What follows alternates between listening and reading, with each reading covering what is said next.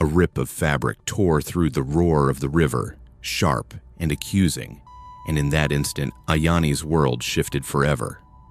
The young Apache warrior had always prided herself on courage, on moving unseen through the rugged canyons of her people's land. But nothing had prepared her for the storm that now raged across the valley, nor for the peril that would test not just her skill, but her very honor. Ayani had been following the trail of trespassers, outsiders, who dared violate the sacred grounds of her tribe during their most sacred festival. Her role was simple: in theory, scout, observe, and report. In practice, it demanded every ounce of her agility, intuition, and resolve. Rain pelted her face like needles, and the wind whipped her long, black hair across her eyes as she balanced along the slippery riverbank. Trees groaned under the pressure of the gale, and the normally gentle stream had transformed into a churning beast, white foam snapping at the rocks like teeth. Her heart pounded not only from exertion, but from the awareness that she was being hunted. The intruders, 3 men on horseback, were relentless, forcing her to retreat toward the river. She leapt from rock to rock, barely keeping her footing, but the water's pull was growing stronger with every step. One miscalculation would send her tumbling into the torrent below, and then he appeared. Ethan Brooks, a white man with weathered hands and a calm, deliberate stride that seemed almost out of place in the chaos. He had been tracking his own losses, cattle gone missing in the storm, but when he heard her screams, instinct drove him to the river. Without hesitation, he plunged into the raging current muscles, straining against the relentless force, reaching Ayani just as the water threatened to claim her. The rescue was violent, urgent. In his desperate grip, the fabric of Ayani's ceremonial dress tore the sound cutting through the thunder as sharply as a gunshot. She gasped, clutching the remnants to her chest, her wide eyes darting toward the ridges above, where unseen observers might interpret the scene wrongly. For Ethan, it was a necessary cost for saving a life. For the warriors who watched from the shadows, it was a sight that could spark outrage. Ayani struggled against the current with Ethan's help, every motion a battle against the storm's wrath. Her mind raced faster than her feet. How would her father and the elders react if they saw her in this state? Would they understand that her rescuer meant no harm? Or would they see only what the wind and rain revealed? An Apache woman endangered her sacred dress, damaged standing too close to a white stranger. The river finally spat them onto the muddy bank, both of them gasping and soaked through. But the danger was far from over. From the forested ridge above, dark shapes began to emerge, figures that could turn curiosity into vengeance. Warriors of her tribe, silhouetted against the storm-darkened sky, would soon have to decide if Ethan Brooks was ally or enemy. Ayani pressed herself against the bank, heart hammering. She raised a hand, attempting to signal calm, but the terror she had faced, the exhaustion and confusion, clouded her gestures. Ethan raised his own hands, a silent plea for understanding, but the tension was nearly palpable. The story of the river, the storm, the chase, and the torn dress had set the stage for a confrontation that could not be postponed. And in that moment, the question burned like fire in her mind. And for the viewers watching, it lingers as well. Would her tribe see the truth of Ethan's intentions, or would he be condemned before he had a chance to speak? Could courage, honor, and reason survive the chaos of a storm and the shadows of misunderstanding?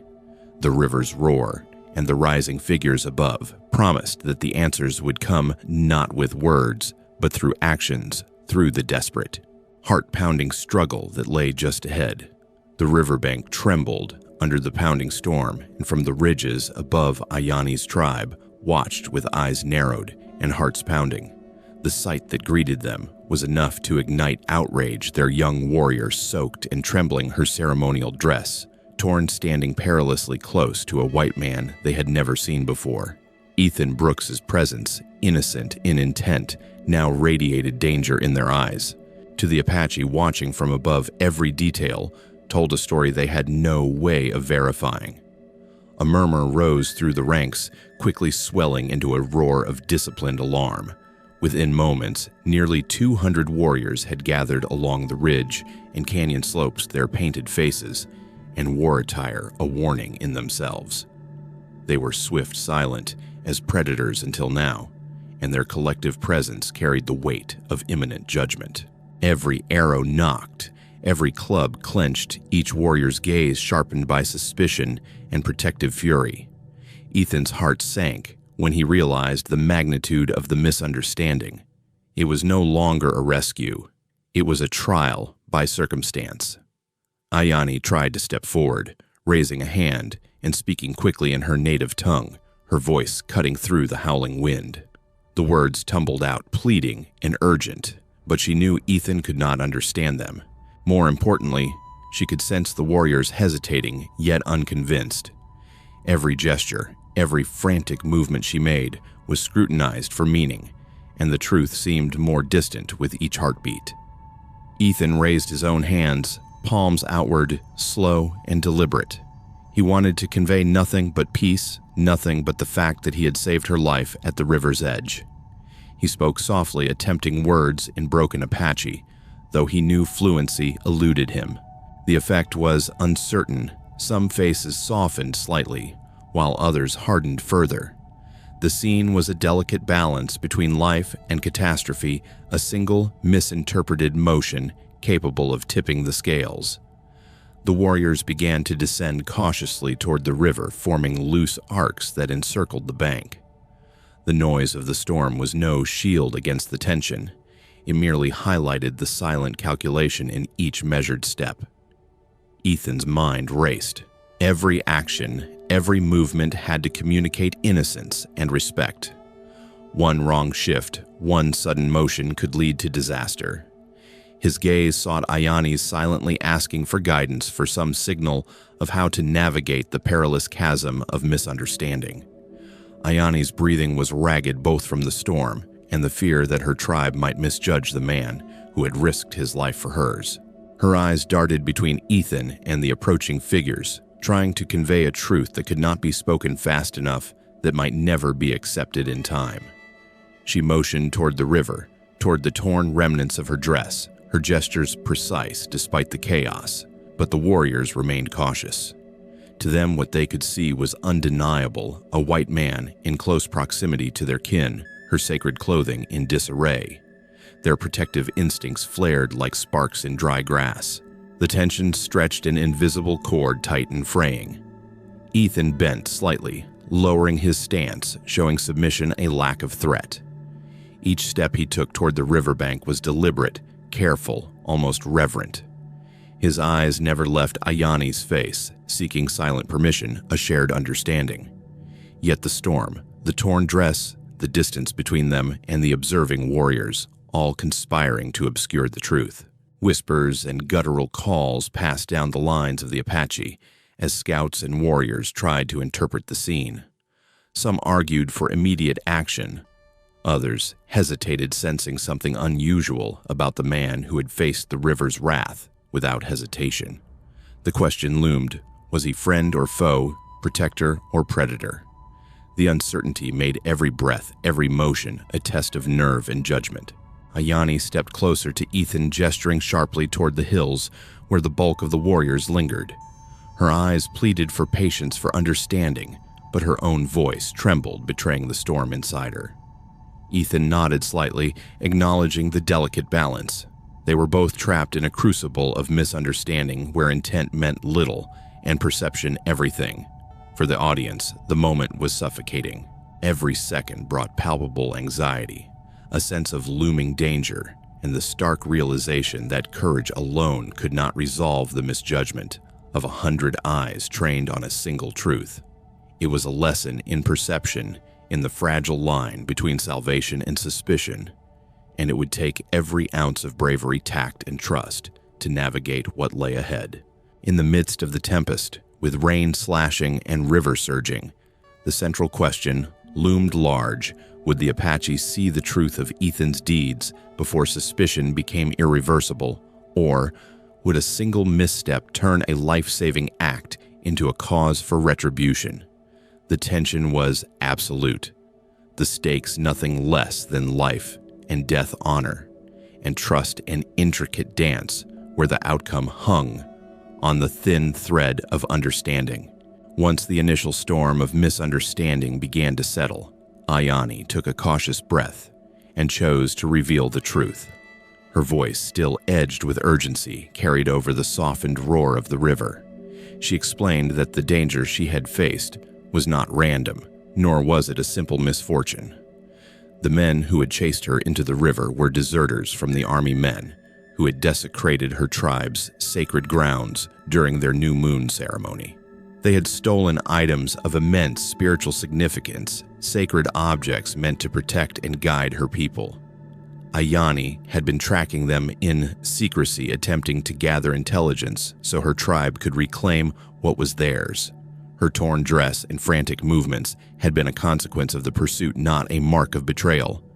Ethan listened intently, his eyes narrowing with understanding. His own experiences on the range had taught him the value of reading the land and the people who moved through it. He realized quickly that his strength and knowledge of the terrain could complement Ayani's bravery. With calm determination, he offered his assistance. "I know the trails," he said, voice steady despite the rain still dripping from his hat. "I know the rivers, the passes, and the settlers who might be unwittingly aiding them. I can help you track them before they disappear into the mountains or beyond the territory." Ayani hesitated only a moment. Trust was not given lightly among her people, and even less so after a night of danger and suspicion. Yet there was a glimmer of potential in Ethan's offer, a chance not just to recover the stolen sacred items, but to safeguard her tribe from further harm. She agreed cautiously at first, watching him for any sign of betrayal. Together they began to plan mapping routes and predicting the movements of the deserters. As the first light of dawn pierced the storm clouds, Ayani led Ethan through hidden trails only an Apache scout would know. She explained the significance of each landmark, the stories tied to the land, and the caution required when moving through terrain that had long been both protector and adversary. Ethan absorbed every word, showing respect for the culture and traditions she had risked her life to defend. His attentiveness was noted by the tribal scouts and warriors observing from the hills, and slowly suspicion began to waver. By mid-morning, the partnership had begun to bear fruit. Ethan's knowledge of the land combined with Ayani's insight into the deserters' behavior allowed them to anticipate the thieves' movements with uncanny accuracy. The deserters, unaware that they were being shadowed, left trails that spoke volumes, horseshoes marking wet soil, discarded scraps of fabric, and signs of hasty encampments. Each discovery reinforced the need for vigilance and cooperation. Word of Ethan's actions and his willingness to assist rather than flee reached Takakota Ayani's father and leader of the Apache warriors. Observing the two of them work together, he began to perceive that Ethan's courage and intelligence were genuine. The evidence was in his deeds. He had risked his life in the river, moved carefully to avoid dishonoring the tribe, and now offered strategic support to recover what had been stolen. Slowly, the perception of him shifted from potential threat to trusted ally. By afternoon, Ayani and Ethan had formed a bond built on mutual respect and shared purpose. Trust, once fragile, had begun to solidify. They were no longer merely scout and outsider. They were partners, navigating peril together. The tribe, witnessing their coordination, recognized not only Ethan's bravery, but also his respect for Apache traditions, a demonstration of honor that transcended differences of culture and language. This alliance, born from a moment of danger, became the cornerstone for the next phase of their mission, confronting the deserters, reclaiming the sacred objects, and protecting the Apache people. It was a lesson in understanding courage and cooperation, proof that even amidst suspicion and fear, trust could be earned, and alliances could emerge in the most unlikely circumstances. For the audience, the story offered more than suspense. It showed that respect, intelligence, and courage could bridge the widest gaps even between strangers from different worlds. The morning mist clung to the ridges of Willow Pass, masking the movements of the Apache warriors as they fanned out across the rocky terrain. Ayani led Ethan along a narrow ledge, her senses attuned to every sound, The subtle scrape of boots on stone, the faint jingling of metal from the deserters' camp below, even the whisper of wind through scrub brush. The pass was a natural funnel, a perfect trap, and the Apache knew every contour of the land as if it had been etched into their bones. From their concealed vantage points, the deserters appeared complacent, unaware of the danger looming above. Sergeant Pike, the man responsible for desecrating the tribe's sacred ground, strutted near the central fire, clutching the stolen artifacts with possessive pride. He issued commands to his men with the arrogance of someone who believed the land and the people who inhabited it were irrelevant obstacles. He underestimated both the terrain and those who had lived in it for generations. Ayani signaled to the warriors with subtle gestures, and they shifted into positions designed to surround the camp without being detected. Ethan followed her lead, guiding the warriors along paths that allowed them to remain hidden while coordinating with the scouts above. Every move was deliberate, a choreography of anticipation and patience. The Apache understood that the land itself could be an ally. Rocks could conceal, cliffs could protect, and shadows could become weapons. Suddenly, Pike noticed movement along the ridgeline and shouted a warning, attempting to bluff, claiming he would destroy the sacred objects if the tribe dared to approach. His voice carried across the pass, echoing off the stone walls. The threat meant to instill fear was a gamble, an attempt to manipulate those who sought justice. But Ayani had already anticipated this tactic. She whispered to Ethan, pointing to the smoke rising from the small fires the deserters had left to mislead observers. The bluff was evident. The artifacts were not truly in danger, only placed as bait to test the tribe's resolve. The confrontation began with calculated precision. From hidden positions, the Apache warriors unleashed a sudden controlled assault. Arrows whistled through the air, not recklessly, but targeting key positions to isolate and disorient the deserters. Ethan advanced cautiously, using his knowledge of the terrain to intercept escape routes and guide the warriors in flanking maneuvers. The deserters found themselves surrounded on every side, their confidence dissolving into panic. Pike realized too late that his threat had failed to intimidate. His men scattered, trying desperately to defend both themselves and the stolen items. But the coordination between Ayani and Ethan was flawless. Scouts who had silently followed the deserters' earlier trail now emerged from concealed paths, cutting off the only viable escape routes. The terrain, once a neutral challenge, had been transformed into a strategic weapon, wielded by the Apache with lethal expertise. The skirmish was intense but brief. Ethan engaged with precision, helping to disarm the deserters without unnecessary bloodshed where possible, while Ayani led targeted strikes to neutralize immediate threats. Pike, realizing his situation was hopeless, attempted to flee, but Ayani anticipated his move, cutting him off with a swift maneuver along the ridge. Cornered, he surrendered the remaining sacred artifacts. His bluff exposed his authority broken. He was rendered powerless by the combination of strategy, skill, and courage displayed by his pursuers. Within moments, the camp was secured. The deserters were either captured or incapacitated, and the sacred items were retrieved unscathed. Ayani and Ethan moved quickly to ensure each artifact was accounted for, checking against the tribe's inventory and ceremonial knowledge. Relief washed over the warriors as they confirmed that nothing had been lost, their spiritual and cultural treasures intact. The sense of victory was profound, not just for the physical reclamation of stolen items, but for the restoration of honor and justice. The aftermath was quiet, yet charged with emotion. The Apache warriors gathered around Ayani and Ethan, acknowledgement in their eyes. The lesson was clear. Courage, intelligence, and cooperation had triumphed over arrogance, greed, and disregard for culture. Ethan, once a stranger, had proven his loyalty and bravery, earning the trust and respect of the tribe.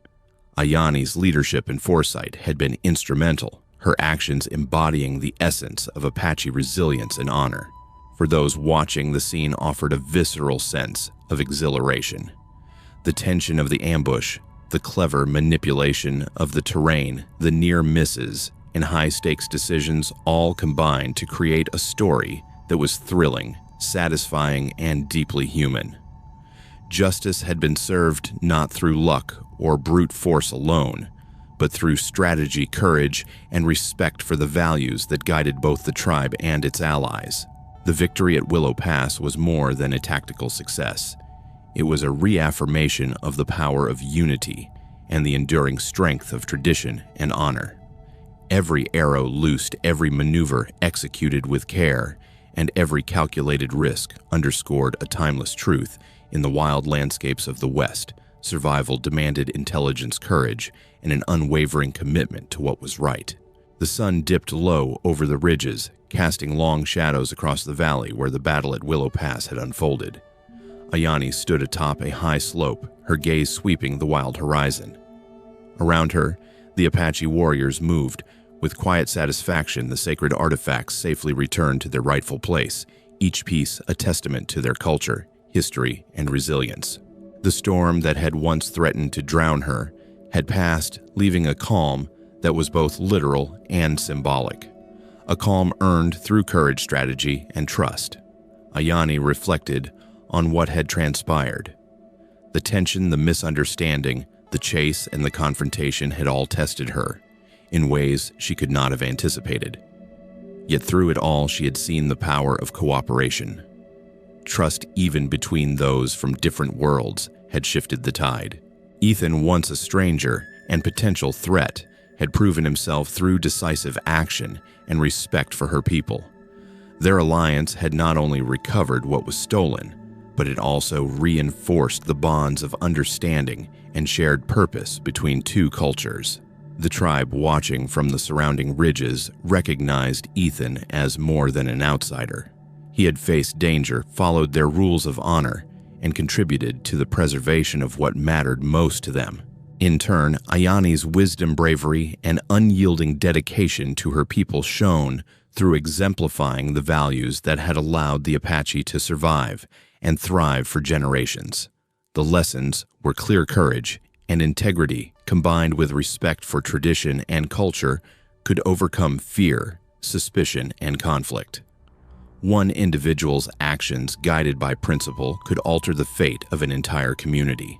As the light shifted, painting the cliffs and canyon walls in warm gold, Ayani felt a renewed sense of purpose. She thought of her tribe, her role as a protector, and the delicate balance of justice and mercy she had witnessed that day. The desert, the river, the mountains, they were more than landscape. They were witnesses to honor, upheld to promises kept, and to the enduring strength of a people determined to safeguard their heritage.